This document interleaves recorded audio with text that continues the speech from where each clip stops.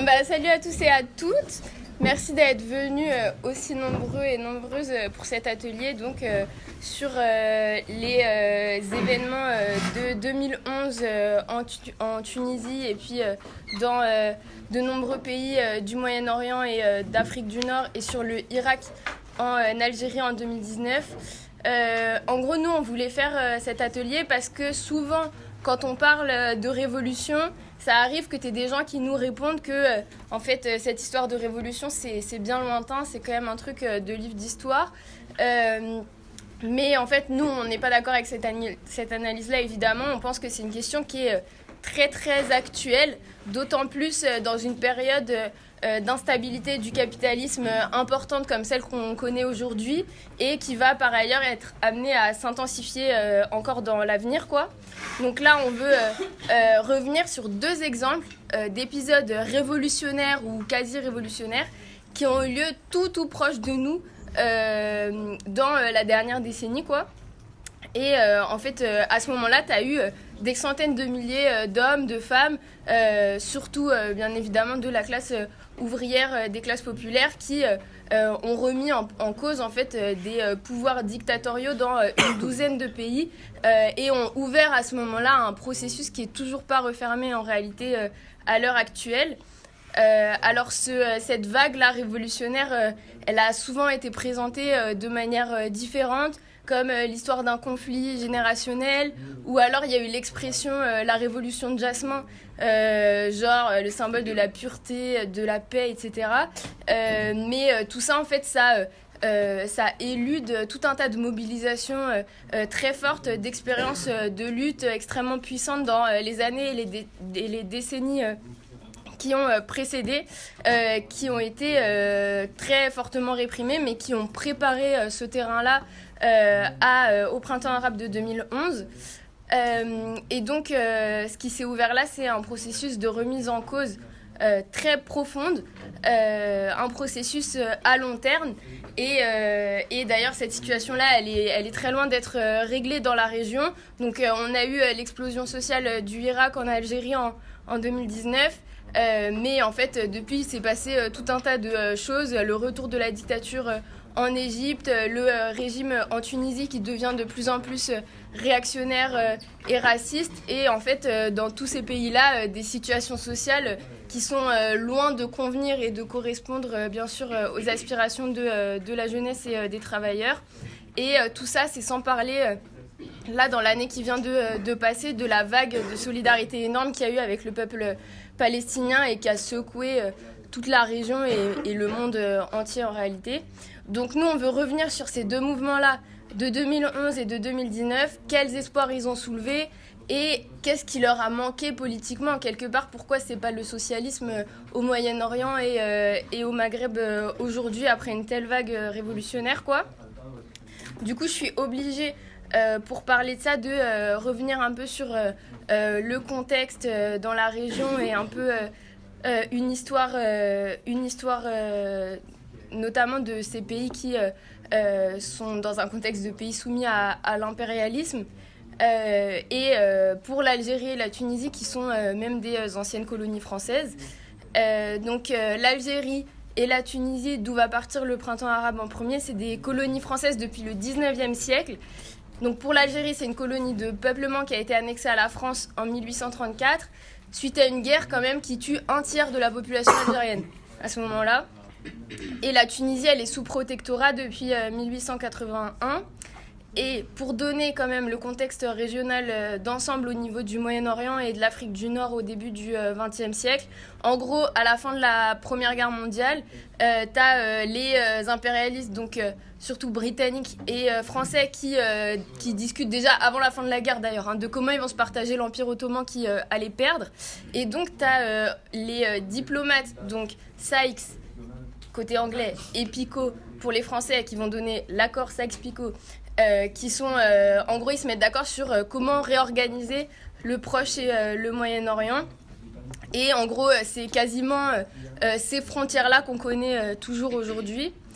Donc, il y a eu ces accords-là en 1916, la conférence de San Remo en 1920, et en gros, ils créent globalement les États actuels qu'on connaît. Donc tu as une partie qui est sous mandat britannique, donc l'Irak, le Koweït, l'actuelle Jordanie, la péninsule arabique, qui sont donnés en gros à des rois, des sultans locaux qui sont prêts à servir les intérêts des capitalistes.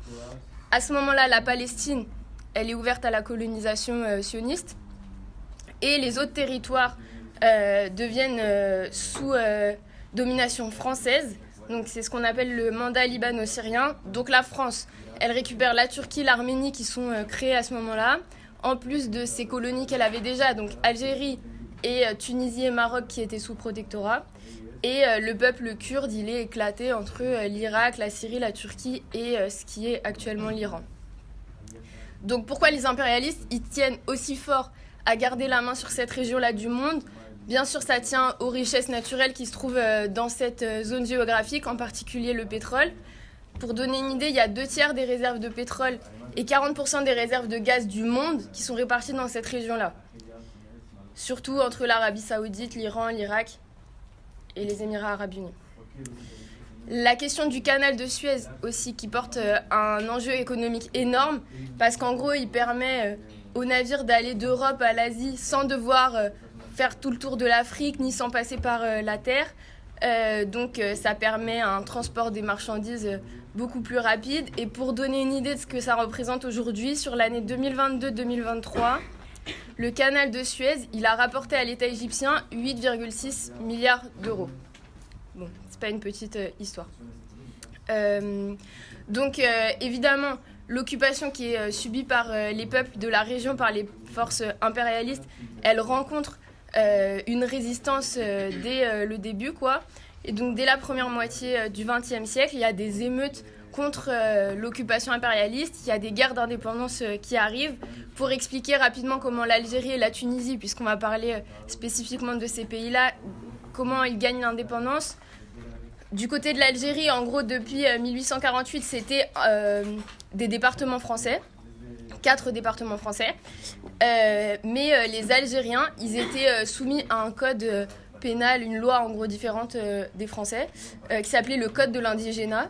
Et donc, en gros, tu avais l'inégalité entre les Européens d'Algérie et les Algériens qui étaient institutionnalisés en termes d'impôts, de justice, de services militaires, de rémunération, d'accès à l'enseignement, etc. Donc, c'était un état d'inégalité institutionnalisé et légalisé. Et l'Algérie, elle devient indépendante suite à une guerre de 8 ans qui se déclenche en 1954 contre la présence coloniale française, qui a duré quand même 132 ans, et qui s'arrête donc officiellement en 1962. Et donc c'est le Front de Libération Nationale. Franchement, la guerre d'Algérie mériterait un topo à part entière, évidemment, mais on va pas faire ça là maintenant. Mais donc le Front de Libération Nationale algérien, il arrive au pouvoir avec Ben Bella, qui devient donc président de la République. Et qui dit avoir un projet socialiste qui reçoit des aides militaires de l'URSS. Donc il va gouverner comme parti unique jusqu'en 89. Et en gros, dès qu'il accède au pouvoir, il met en place un pouvoir militaire. Il réprime toutes les autres forces qui ont fait la guerre d'indépendance et qui pourraient représenter une opposition. Et du côté de la Tunisie, en gros, il y a des émeutes qui éclatent contre l'occupation et contre le protectorat dès les années 30. Elles sont très très réprimées par le gouvernement, donc il y a la police et l'armée qui tirent à balles réelles sur les manifestants. Le gouvernement à ce moment-là, il dissout le parti nationaliste, qui se retrouve donc dans la clandestinité, mais qui continue d'exister. Et l'indépendance, elle est gagnée en 1956, après une guerre d'indépendance qui mobilise l'intervention de dizaines de milliers de soldats français. Et donc c'est ce parti nationaliste qui arrive au pouvoir. Et dans le même temps, en réalité, le mouvement indépendantiste anti-impérialiste, il fait ses armes un peu partout dans la région, avec des insurrections populaires, notamment en Syrie, où ils arrivent à mettre en échec les armées d'occupation, qui en fait va mettre 2 ans à mater la révolution syrienne qu'ils ont appelée. Et il y a eu quand même 2000 morts côté français et 10 000 côté syrien.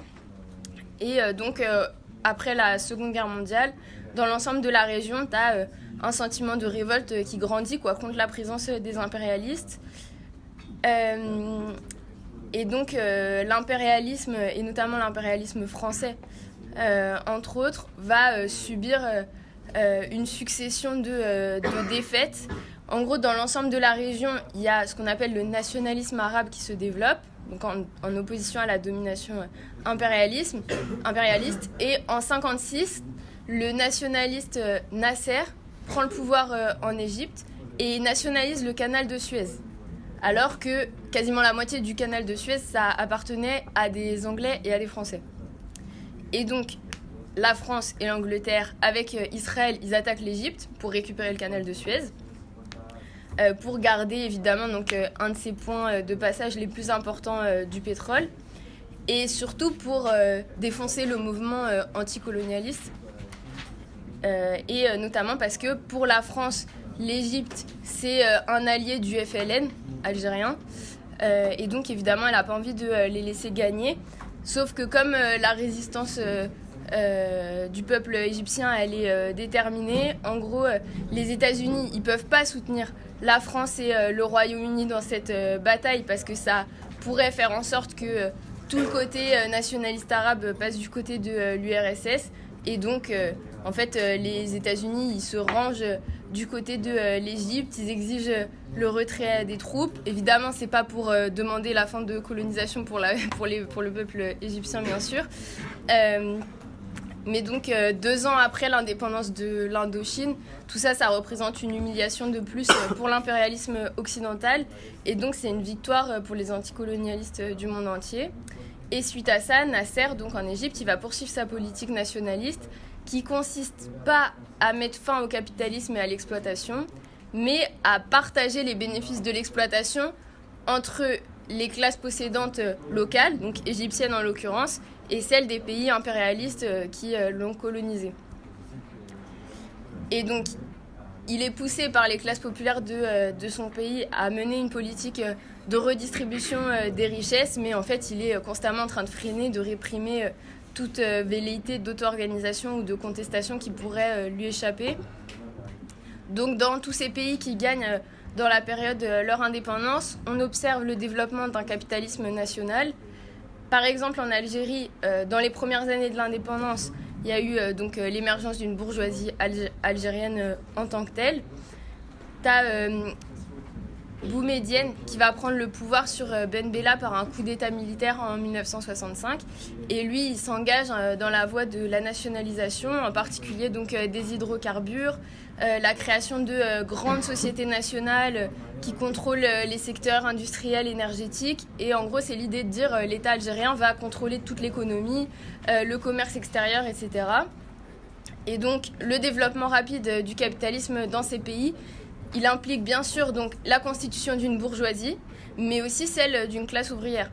Et donc cette constitution, elle se fait très rapidement, notamment sur la base de l'exode rural.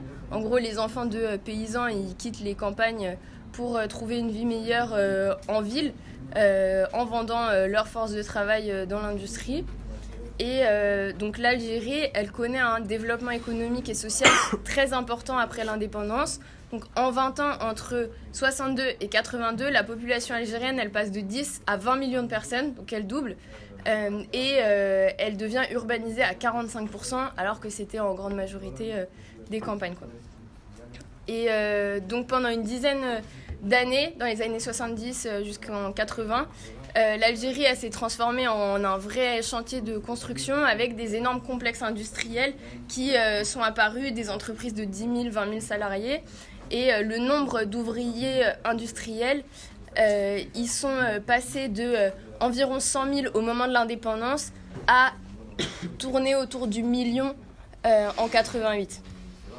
Et donc, dès la constitution du prolétariat algérien, il est marqué par tout un tas de luttes, avec une multiplication de grèves qui commence donc sous le pouvoir de Boumedienne. Tu as eu 152 grèves qui ont été répertoriées en 71 contre 922 en 80. Et ça, c'est les chiffres du ministère du Travail algérien, donc on imagine qu'ils sont un peu sous-estimés quand même. Et en 77, il y a eu une très violente vague de grèves, de batailles entre la police et les dockers algérois notamment. Il y a eu une grève générale chez les cheminots qui aussi ont vécu des affrontements contre la police. En 82, c'est les usines d'automobiles qui ont connu des grèves de plusieurs milliers de salariés qui ont gagné, malgré une répression violente, quand même des augmentations de salaire. Et en fait, dans l'ensemble, les mobilisations sociales, elles sont donc réprimées avec une violence qui est très forte, qui est souvent caractéristique justement de ces pays sous domination impérialiste. Par exemple, en Algérie, tu as eu des émeutes en octobre 88, où ce qui était revendiqué, c'est la fin du parti unique, la fin de la répression. Notamment, il y a eu des cas de torture qui ont été révélés contre des opposants politiques dans les prisons, quoi. Et ces émeutes-là, elles ont été réprimées dans le sang avec entre 150 et 500 morts.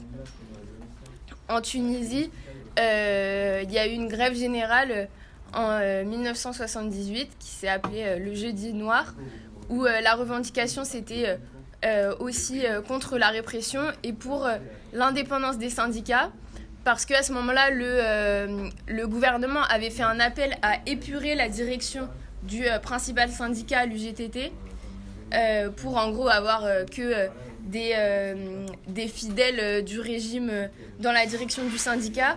Et ils avaient même envoyé des milices attaquer les locaux de l'UGTT.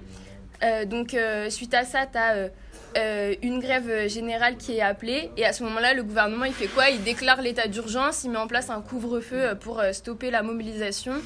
Et Habib Achour, qui est un des dirigeants de l'UGTT qui avait appelé à la grève, il est condamné à 10 ans de travaux forcés.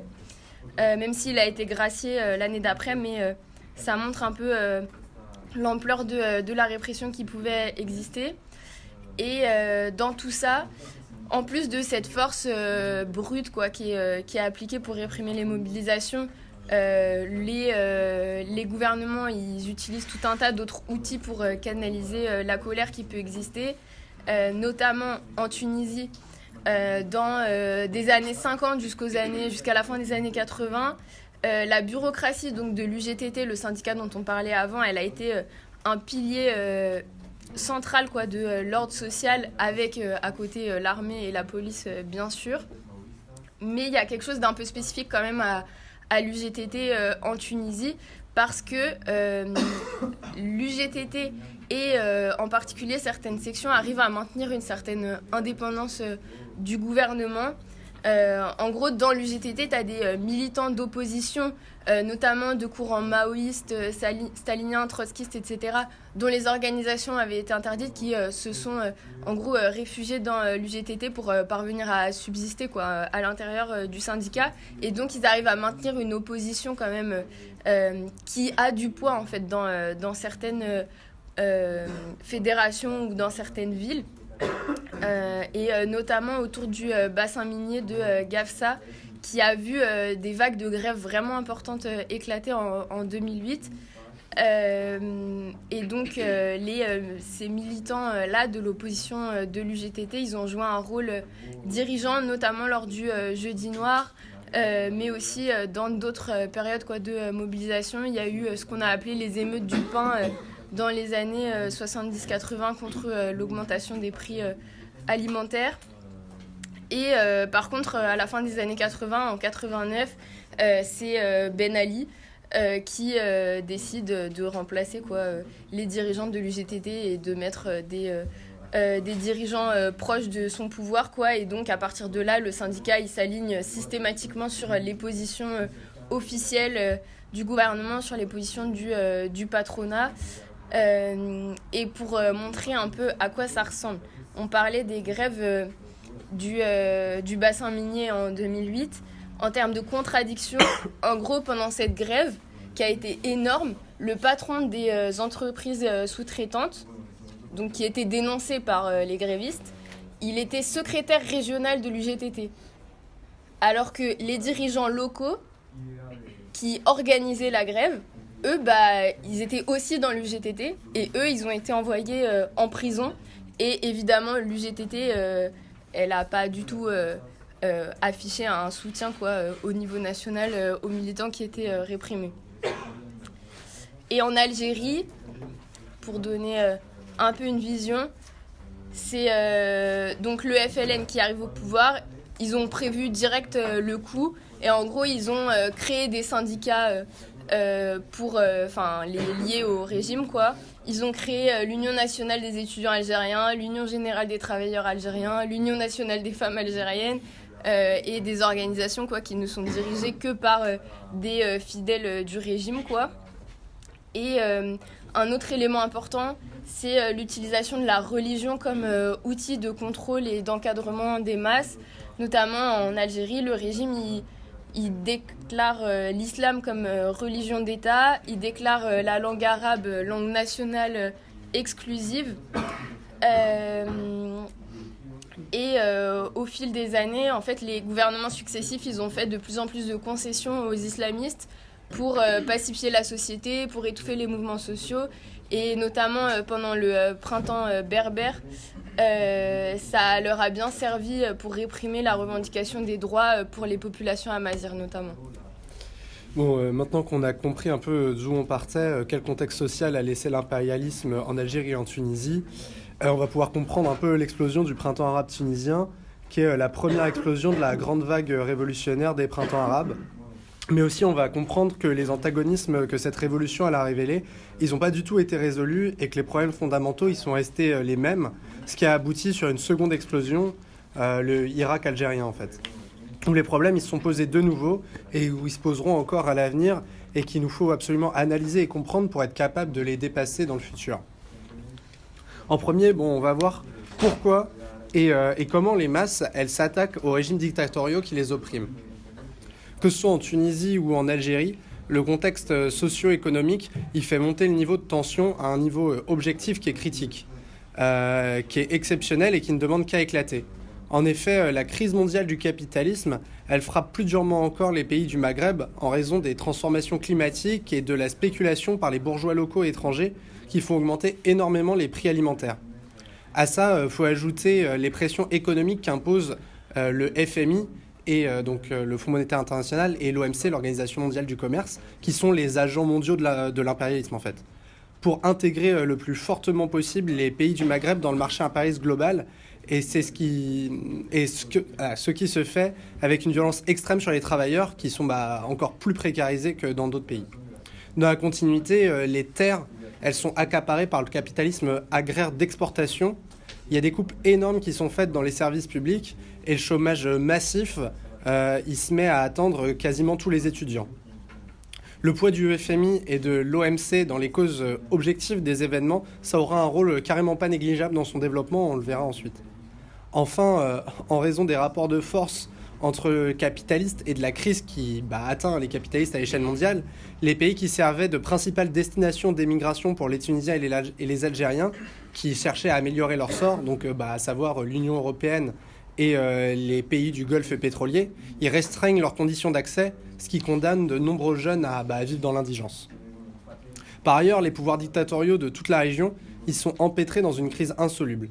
Le niveau de corruption dans l'État, du plus petit fonctionnaire au président, il est absolument délétère. Particulièrement en Tunisie, le clan présidentiel, il vit du pillage arbitraire des richesses du pays, au détriment même d'autres acteurs de la classe bourgeoise qui aimeraient bien avoir un peu leur part du gâteau. En dernier lieu, la Tunisie comme l'Algérie sont marquées par des inégalités fortes entre les différentes régions du pays et même par des situations d'oppression nationale comme c'est le cas par exemple de la Kabylie. Cette situation, elle va finir par éclater en Tunisie en décembre 2011 quand décembre 2010, quand le marchand de fruits et légumes Mohamed Bouazizi s'immole, ne supportant plus d'enchaîner les boulots instables et l'arbitraire des policiers corrompus qui confisquent les marchandises. Tout de suite éclatent des manifestations de soutien qui se répandent dans tout le pays et qui affichent des mots d'ordre contre l'arbitraire, contre la corruption, pour plus de liberté démocratique. La mobilisation, elle part essentiellement des jeunes au chômage qui sont à bout. Puis c'est des centaines de milliers de personnes qui manifestent, qui sont violemment réprimées par la police. Il y a plus de 300 morts. Le mouvement, il se répand comme une traînée de poudre à l'échelle de toute la région. En Syrie, en Jordanie, en Libye, il y a des manifestations monstres qui éclatent, inspirées par exemple le Tunisien. En Égypte, par exemple, le mouvement, il renverse le dictateur Moubarak. Le gouvernement de Ben Ali, donc en Tunisie, il est renversé en quelques semaines. Et il y a la création d'un conseil national pour la sauvegarde de la révolution qui est mis en place en parallèle d'un gouvernement provisoire tenu par Ghannouchi, l'ancien Premier ministre de Ben Ali. Finalement, au fil des semaines, la lutte elle finit par s'essouffler et en automne, les Tunisiens ils sont appelés aux urnes afin d'enterrer définitivement l'affaire. Pour le Irak algérien, lui, il démarre en 2019 avec l'annonce du président Bouteflika, qui est alors mourant, d'être candidat pour un 5e mandat. Lui qui était depuis des décennies à la tête de ceux qui pillent les richesses de l'Algérie. Le Irak, il est principalement marqué par une série de manifestations hebdomadaires dont on peut retenir le principal mot d'ordre qui dégage tous. Le peuple algérien, il veut voir dégager les bureaucrates voleurs, les magistrats corrompus et les agents du FMI et de l'OMC qui tous vivent en parasites de la société. Des millions de personnes, travailleurs, étudiants, artisans, intellectuels, participent au mouvement que le pouvoir n'arrive pas à faire refluer. Bouteflika, il est obligé d'annuler ses projets et le pouvoir, il va tenter de mettre fin au mouvement par une constituante, mais va aussi bénéficier de l'aide heureuse de la crise du Covid-19 pour renvoyer tout le monde à la maison. Bon, maintenant qu'on a compris un peu les raisons du mouvement et qu'on a vu sa force de frappe explosive, faut qu'on se penche sur quelques aspects qui semblent importants pour comprendre les contradictions de cette lutte et pour nous aider à les dépasser. L'outil central de la force des travailleuses et des travailleurs, c'est la grève. C'est elle qui permet de taper les bourgeois là où ça blesse, au portefeuille, en arrêtant net leurs profits. C'est aussi la grève qui révèle partout que la classe ouvrière, elle fait tourner toute la société et que quand elle s'arrête de bosser, c'est la société qui s'arrête de tourner. Et des grèves, il y en a eu, bien que ce soit pas ce que la presse bourgeoise, elle a choisi de retenir. On peut citer les grèves de masse du bassin minier de Tunisie, ou encore la grève illimitée des travailleurs de l'énième en Algérie, qui exigeaient des augmentations de salaire et leur 13e mois, et dénonçaient leurs conditions de travail. On peut aussi parler des expériences d'autogestion de fermes en Tunisie, avec la création de comités d'autodéfense, mais qui n'ont pas su se lier les uns aux autres et s'attaquer aux questions de la grande politique. Mais si les grèves elles ont été massives et elles ont pu dégager des patrons corrompus ou aboutir à des victoires sociales partielles, elles ont été contenues par le poids des bureaucraties syndicales. En effet, si les sections syndicales de base elles peuvent se montrer très combatives, en particulier au sein de l'UGTT, la centrale syndicale tunisienne, qui sont des bastions de l'extrême gauche locale, les directions, elles sont totalement inféodées au pouvoir. Si l'UGTT elle a une relative indépendance vis-à-vis du pouvoir, c'est essentiellement comme contrepartie, dans un régime où il y a un parti unique, qui propose une voie légèrement alternative dans la gestion des affaires bourgeoises. Pour l'UGTA, la centrale algérienne, elle est complètement soumise au pouvoir et ses cadres ils sont parfois nommés directement par lui. Partout, les directions syndicales, tout en soutenant quand même en mots la protestation, c'est difficile de faire moins, et même parfois d'ailleurs le soutien il est sincère, elles ont empêché la formation de cadres d'organisation démocratique des travailleuses et des travailleurs et les ont soumis complètement aux décisions bureaucratiques. Elles ont aussi empêché que la lutte elle s'étende d'une entreprise à l'autre, que les liens se fassent entre les travailleurs des différentes régions ou entre les travailleurs et d'autres couches en lutte, comme par exemple avec les étudiants. Elles ont enfin cherché à cantonner les grèves à des luttes sur les conditions de travail, en essayant, pas forcément avec succès, de les détacher des luttes pour les droits démocratiques. La lutte, elle a aussi la capacité de faire, en quelques semaines, ce qui mettrait des décennies à arriver. Dans les manifestations de Tunisie, tout comme dans celles du Irak, on a vu les manifestants fraterniser au-delà des divisions que la bourgeoisie elle tente d'imposer. Par exemple, on a vu les femmes et les hommes qui se sont mêlés dans la foule et qui ont lutté côte à côte dans des pays, en particulier pour l'Algérie, où l'égalité femmes-hommes, c'est encore loin d'être un principe de base. Les manifestants, ils se sont aussi retrouvés mélangés indépendamment de leur communauté ethnique ou religieuse. On peut souligner ici l'importance que le mouvement kabyle il a eu dans le Irak. En effet, les Kabyles, ils subissent l'oppression nationale de la bourgeoisie algérienne depuis des décennies. Et le Irak, ça a été l'occasion de faire valoir leur droit à l'égalité avec le soutien de leurs frères et sœurs arabes. Mais bien évidemment, les différentes couches de la bourgeoisie, elles ont cherché à s'appuyer sur les divisions de la société. Ces divisions qu'elles créent et qu'elles entretiennent dans le but justement de se sauver le cul dans ce genre de situation. Alors, comme ça, peut-être moins que dans d'autres pays comme l'Égypte, mais quand même, les guides religieux et les islamistes, ils ont pu insister sur l'indécence de se mêler entre femmes et hommes, et ils ont même organisé des contre-manifestations, on pourrait dire en non-mixité choisie, avec des mots d'ordre sur la place respective des femmes et des hommes. Les femmes qui manifestaient, elles ont aussi été victimes de stratégies spécifiques de répression via des humiliations sexuelles et des viols punitifs, qui déjà sont des expériences traumatisantes en soi, mais qui voient leur pouvoir renforcé quand les chefs religieux ils insistent sur la responsabilité de la femme dans l'histoire et sur sa souillure à l'avenir. Le mouvement national kabyle, il a été l'objet de toutes les attaques bourgeoises. Le drapeau amazigh, symbole de la libération du peuple kabyle, il a été immédiatement interdit et les gens qui le portaient, ils étaient mis en prison et accusés de séparatisme. La bourgeoisie algérienne, elle cherchait à monter les bons Algériens patriotes contre les mauvais Kabyles séparatistes. Mais d'une autre manière, la bourgeoisie d'origine kabyle, elle a aussi pu bénéficier de cette répression en s'avançant comme les leaders du pauvre peuple kabyle sauvagement réprimé. Ils pouvaient proposer une direction bourgeoise légitime pour les Kabyles en lutte. Si des millions de personnes sont sorties dans la rue et se sont affrontées au régime en place, c'est pas pour se dégourdir les jambes. Passé la première explosion de la mort de Mohamed Bouazizi ou celle de la candidature de Bouteflika, les manifestants ils se sont dotés de mots d'ordre et de revendications. Bien sûr, il y avait la volonté de faire dégager tous les pourris qui administrent le système, comme on l'a déjà dit. Il y avait aussi la revendication de droits démocratiques contre l'arbitraire de la police ou contre la censure de la presse. Les militants tunisiens comme algériens, ils ont exigé plus de liberté syndicale ou encore la possibilité d'avoir des élections libres. Le mouvement, il portait bien entendu aussi des revendications socio-économiques comme l'augmentation des salaires ou encore l'annulation ou au moins la suspension de la dette de l'État, que d'ailleurs on va revenir dessus. Mais la méfiance bien légitime des masses pour les politicards en costume, elle a malheureusement été à double tranchant.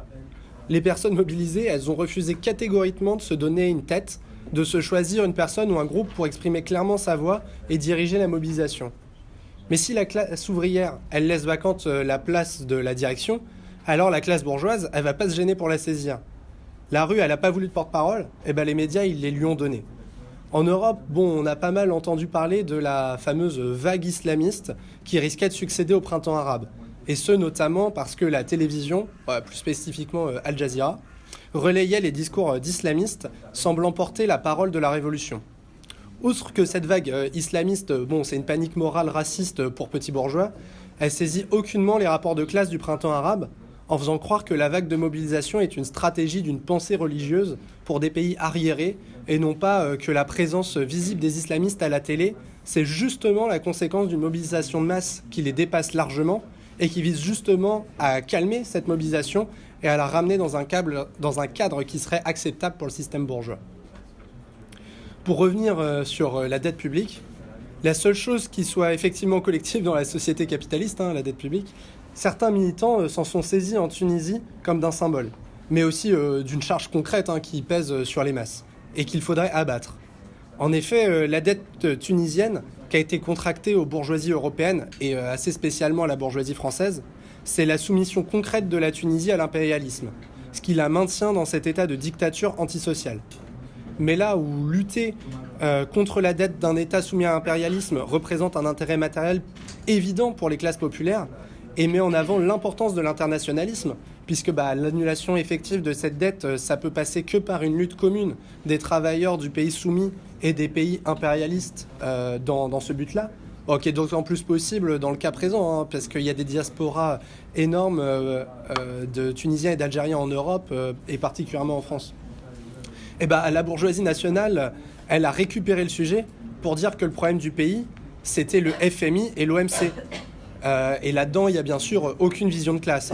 Et que si on les chassait du pays, on pourrait enfin se développer tranquillement dans notre petit paradis national, paradis évidemment pour la bourgeoisie locale. Ainsi, d'anti-impérialisme, le mot d'ordre, il peut devenir nationaliste selon les intérêts matériels de ceux qui le portent. Outre les islamistes et les nationalistes, ou encore les bourgeois kabyles dont on a déjà parlé, ceux qui ont servi de porte-parole au mouvement, en particulier au Irak, c'est la société civile. Un terme d'un flou artistique éloquent et qui regroupe des organisations qui ne sont pas des partis politiques, comme par exemple la Ligue des droits de l'homme, ou encore des corporations de profession libérales, comme celles des avocats ou des médecins, des associations de protection du patrimoine et d'autres trucs du même genre. Ces organisations, bon, elles sont au quotidien bien utiles dans la vie d'un certain nombre d'Algériens, et il ne s'agit pas forcément de critiquer leur existence en tant que telle, d'autant que leurs aspirations, elles sont quand même largement progressistes. Mais ce que ces organisations sont absolument pas, ce sont des organisations de classe. Elles mélangent dans une bouillie idéaliste des aspirations démocratiques et des idéaux humanitaires, en oubliant complètement le caractère de classe d'une révolution, en ne posant même pas la question du rôle de la classe ouvrière, ou même d'autres classes, du rapport indestructible entre les rapports de production et la direction d'une société. En fait, si cette société civile, ou en fait l'agglomérat de la petite bourgeoisie démocrate, ce serait pareil, elle a pu prendre autant de place, c'est pas parce qu'elle est numériquement plus forte ou plus déterminée que la classe ouvrière. C'est parce que d'un côté, la classe ouvrière, elle n'a pas su imposer sa direction au mouvement, et que d'un autre, la bourgeoisie, elle a su voir le champ qui était libre et y favoriser cette société civile qui représente un moindre mal pour l'ordre du profit. Ainsi, les mots d'ordre de colère qui dégagent tous, ils n'ont pas pu se transformer en « maintenant qu'ils ont dégagé, c'est à nous de diriger la société », mais plutôt ils se sont transformés en « maintenant qu'ils ont dégagé, il nous faut des nouveaux plus sympas pour les remplacer ». De cette façon, la bourgeoisie elle a pu enterrer le gros de la lutte en appelant aux urnes pour de nouveaux dirigeants en Tunisie ou en appelant à une constituante en Algérie. De cette manière, l'essentiel pour la bourgeoisie a été conservé, à savoir le fonctionnement du capitalisme au prix de quelques concessions. Et parce que c'est précisément de ça qu'il est question. Comment la révolution, elle peut dépasser les limites d'un rebattage des cartes du capitalisme et aboutir à une transformation en profondeur de la société. Bon, avant toute chose, faut pas prendre le processus sous un prisme figé où la révolution démocratique et la révolution socialiste, ce seraient deux processus complètement différents et complètement conscients d'eux-mêmes.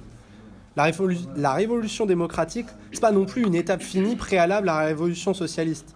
La révolution, c'est un processus qui contient en germe toute la société de demain et toutes les contradictions de la société d'aujourd'hui. Et les victoires qu'elle arrache, ça la place dans un processus qui est ininterrompu. Déjà, sur un plan objectif, la révolution, elle a quand même arraché des acquis qui sont bénéfiques pour les classes populaires.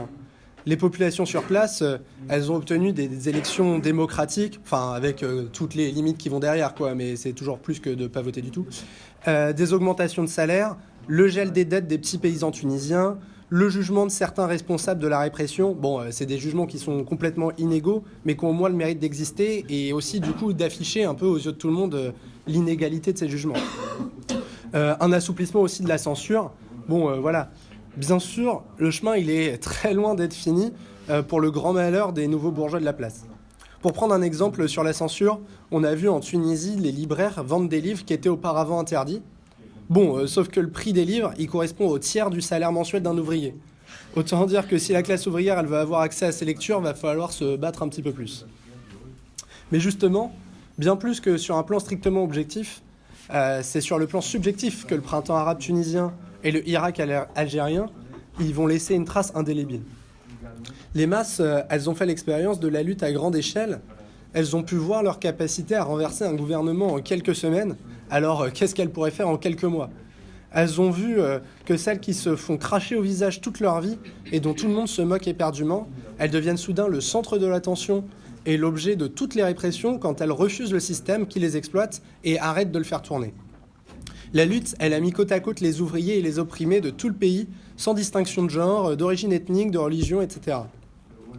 Et elles et ils ont pu constater qu'ils avaient des intérêts communs au-delà de ça et contre ceux de la bourgeoisie qui les dirige. Leur lutte révolutionnaire, en fait, elle leur a fait faire un bond dans la conscience de classe. Et l'on observe très concrètement ce phénomène dans la recomposition syndicale qui est actuellement en cours aussi bien en Tunisie qu'en Algérie.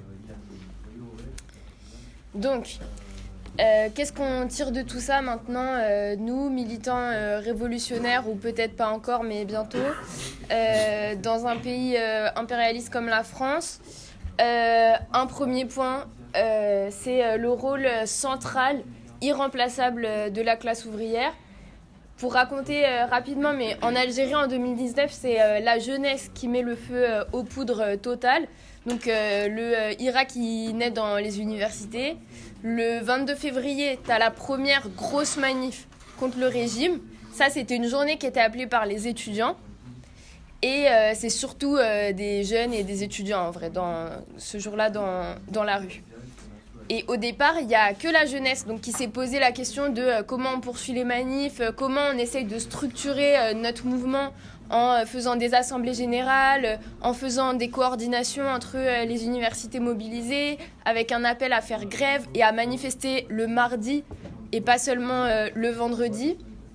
Et donc c'est cette dynamique-là dans la jeunesse, cette radicalité, avec par exemple un des trucs qu'ils ont voulu faire, c'est recommencer à manifester dans le centre d'Alger, alors que depuis des années c'était interdit. Et cette radicalité-là, ça leur a permis d'entraîner rapidement d'autres derrière eux, quoi. Et par exemple, en 2011, la jeunesse, elle avait également joué ce rôle-là. Donc ça nous montre la place indéniable de la jeunesse comme avant-garde dans le déclenchement des soulèvements. Donc nous, ce qu'on tire comme conclusion, c'est qu'il y a une importance tactique, stratégique à construire des organisations qui soient implantées dans la jeunesse. Et c'est ce qu'on tente de faire aujourd'hui avec l'UNPA Jeunes Révolutionnaires. Parce que la jeunesse, c'est un milieu très propice pour convaincre des gens des idées révolutionnaires et les convaincre de devenir des militants. Mais c'est aussi une avant-garde tactique dans la révolution qui est capable en fait de mener des actions qui donnent envie à tout le monde et qui poussent à la lutte d'ensemble. Mais si cette jeunesse-là, elle a un rôle d'entraînement, ce qui ressort là, et s'il y a une seule chose à retenir, c'est la centralité de la classe ouvrière, l'importance stratégique de la grève générale. Parce que, par exemple, en Algérie, donc en 2019, après le mouvement de jeunesse, ce qui a fait tout basculer, ce qui a provoqué le départ de Bouteflika, c'est la grève générale du 10 mars. Au départ, c'est juste un appel anonyme qui n'est même pas relayé par les directions syndicales. Enfin, on a déjà dit, mais sur l'UGTA, donc le principal syndicat algérien qui est complètement intégré au régime, quoi. Mais il y a une section de l'UGTA, la section de Tizi Ouzou, qui reprend l'appel. Et là, ça s'est répandu comme une traînée de poudre. Et donc, le 10 mars, tu as les transports bloqués, des manifs qui partent des usines, des lieux de travail, des postes, des centres d'impôts, etc. La grève, elle est suivie dans le secteur pétrolier, gazier, qui sont des secteurs clés de l'économie algérienne. Et à Béjaïa, donc c'est une ville portuaire à 200 km de Alger. La grève a été la plus importante là-bas, et elle a été reconduite pendant 4 jours avec l'économie totalement paralysée, tous les commerces fermés. Donc ça montre la force de blocage de ce que ça peut être une grève générale. Mais c'est aussi là-bas que ça a été discuté un vrai plan d'action pour poursuivre, pour étendre la mobilisation dans le monde du travail. Et en fait, le 25 mars, donc à Béjaïa, ils élaborent un programme d'action quotidienne dans chaque secteur, en gros, mobilisé pour construire, pour faire grossir le mouvement. Et ils avaient prévu un planning de mobilisation du 26 mars au 18 avril, qui était la date à laquelle devaient avoir lieu les élections. Et donc tout ça, ça montre que en fait, c'est quand les travailleurs et les travailleuses, ils arrêtent le travail, ils font des assemblées générales, ils rompent avec le quotidien de l'exploitation, que notre classe, elle devient en capacité de s'auto-organiser, de discuter d'un plan de bataille et de gagner. Et en Tunisie, en 2011, même bilan, c'est les travailleurs qui mettent le coup de grâce à Ben Ali. Le 12 janvier, l'UGTT appelle à une grève générale de 24 heures à Sfax, donc, qui est la capitale économique du pays. Donc la grève est super suivie. Devant le risque d'extension, la bureaucratie de l'UGTT, elle fait quoi ? Elle appelle à une grève de 2 heures. Et là, ce qui se passe, c'est que en fait, les travailleurs, juste, ils dégagent les dirigeants syndicaux, les bureaucrates, en fait, qui essayaient d'encadrer la mobilisation, notamment à la sécurité sociale, aux assurances Star, qui est une entreprise française qui est filiale du groupe Groupama, et à la banque BNA. Et notamment, les salariés, ils posent la question de l'ouverture des livres de compte dans leurs entreprises pour vérifier l'ampleur des détournements de fonds, etc. Et donc déjà, à ce moment-là, c'est un truc important qui se passe quand même, parce que tu fais péter la divergence entre les militants de base, les travailleurs, et les directions syndicales qui collaborent avec le régime. Et donc, 2 jours plus tard, Ben Ali il est tombé, donc face à la puissance de cette grève-là, ce que ça montre tout ça, c'est que sans les travailleurs, il n'y a rien. Sans les travailleurs, il n'y a pas de dictateur qui tombe. Et c'est un enjeu central pour nous, quoi, de faire en sorte de construire un parti justement dans la classe ouvrière. Enfin, c'est la classe ouvrière qui peut tout changer, quoi. Donc, qu'est-ce qui leur a manqué ? Pourquoi c'est pas le socialisme aujourd'hui au Moyen-Orient et au Maghreb ? La question centrale, c'est la question de l'indépendance de classe, la nécessité d'une politique révolutionnaire qui soit consciente et organisée. En gros, c'est ce que disait Amaury juste avant, mais à partir du moment où les travailleurs ne s'organisent pas en tant que classe consciente d'elle-même, consciente de ses intérêts, pour diriger selon ses propres objectifs, c'est d'autres qui prennent la tête, quoi, tout simplement. Il y a un exemple que je trouve extrêmement parlant, c'est ce qui s'est passé en Égypte en 2011. L'Égypte, c'est un des pays, pendant le printemps arabe, où tu as eu les formes d'organisation ouvrière les plus massives, les plus poussées, donc après ce qui s'est passé en Tunisie. Donc tu avais des centaines de milliers de jeunes, de travailleurs, de travailleuses qui étaient mobilisés, qui étaient en grève, qui avaient commencé à s'organiser. Par exemple, tu as un reportage qui est hyper intéressant, je pourrais vous envoyer le lien si ça vous intéresse, mais en gros, tu as une usine de textile à Maala, qui est un centre de 20 000 ouvriers. Une entreprise qui a déjà une expérience de lutte, de mobilisation dans les années précédentes, depuis les années 2000. En 2011, donc, les ouvriers, ils se mettent en grève, ils occupent l'usine, ils plantent des tentes, ils placardent des pancartes avec les revendications écrites, etc. dont parmi ça, c'est démission du patron, augmentation des salaires, des logements pour tous. Et à ce moment-là, tu as même des embryons un peu de contrôle ouvrier sur certaines usines, avec des conseils de gestion, des travailleurs qui sont élus pour organiser la production, enfin des expériences vraiment très poussées d'auto-organisation. Et pourtant, après la chute de Moubarak, du jour au lendemain, les militants, ils ont abandonné la place qui était occupée au Caire, la place Tahrir. Ils ont arrêté la grève et ils ont laissé le champ libre en fait à l'armée pour prendre le pouvoir. Et donc c'est cette démobilisation-là qui a permis au régime de prendre la main et d'écraser le mouvement. Donc l'armée prend le pouvoir et c'est les frères musulmans qui apparaissent comme la force d'opposition face à Moubarak qui se retrouve à diriger. Et en fait, dès que les travailleurs ils s'aperçoivent qu'avec la direction des frères musulmans, leur vie, elle n'a pas changé, c'est Al-Sisi qui prend le pouvoir par un coup d'État militaire et qui réprime le mouvement ouvrier de manière sanglante. Et donc, résultat, aujourd'hui, Al-Sisi, il est toujours là, quoi. Il est toujours au pouvoir. Aujourd'hui, il y a 60 000 personnes qui sont détenues en Égypte pour délit d'opinion. Et dans ces derniers mois, on a vu la complicité par laquelle il s'est illustré dans le génocide en Palestine, en réprimant les manifs de solidarité avec le peuple palestinien, en mettant des manifestants en prison et en participant au blocus de Gaza en refusant d'accueillir les réfugiés, quoi. Donc ça montre... Qu'est-ce que ça montre ? En fait, la classe ouvrière, c'est une force sociale objective. C'est la seule qui peut renverser ce système. Pourquoi ? Parce qu'elle fait tout fonctionner. Donc si les travailleurs ils arrêtent de bosser, il ne se passe plus rien. C'est quasiment les lois de la physique, hein. Enfin, c'est mécanique. Quand la classe ouvrière elle se met en branle massivement, le rapport de force il s'inverse et les dictateurs ils peuvent tomber comme des mouches, quoi. Mais ce qui n'est pas automatique, c'est que cette force-là, elle pose la question du renversement total de la société, du pouvoir du patronat et de la prise du pouvoir. Et si notre classe, elle se pose pas ce problème, si elle n'est pas armée d'un plan de bataille, si elle n'est pas organisée en tant que classe des exploités et des opprimés pour prendre le pouvoir sur les exploiteurs, quelque part, elle fera toujours partie du plan de quelqu'un d'autre. Et donc, tout ça pose la nécessité dont nous, on est convaincus de la construction d'une organisation révolutionnaire qui soit capable de proposer une stratégie dont la boussole soit cette indépendance de classe-là, avec comme objectif la prise du pouvoir par les travailleuses et les travailleurs. Et notamment, en 1917, le rôle du parti bolchevique. Tout ça mérite tout un tas de topos aussi.